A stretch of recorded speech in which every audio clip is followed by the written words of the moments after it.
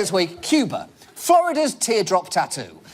This week brought a seismic shift in US-Cuban relations. Let's take a look at the picture everyone was waiting for. The leaders of the U.S. and Cuba sitting down together, shaking hands a couple of times, actually, and making plans to normalize relations between the two countries. Whoa, slow down there. As everyone who has ever been through a bad breakup knows, you don't normalise relations by going straight to a handshake. First, you start with liking a couple of Facebook statuses just to show that you're totally over what happened.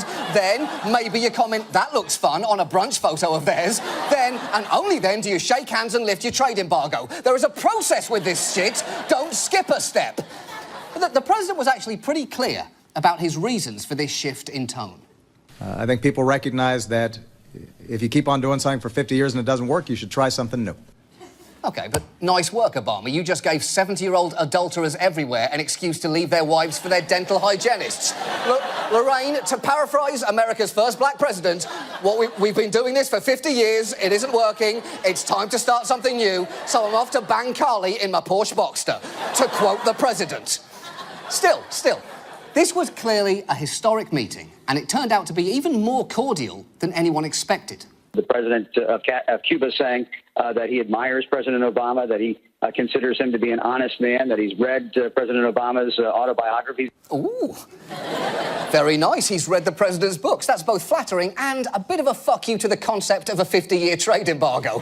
Yeah, I read your book. I read it on my iPad because my Kindle Fire was broken. You've been wasting your time. Still, just for my peace of mind, to clear this up, was Castro saying he read the president's book or that he had the president's book? Because, as we all know, those are two very different things. He's read President Obama's autobiographies. He says he wants to finish reading them. He hasn't read all of them, but that he's started skimming those books. Exactly.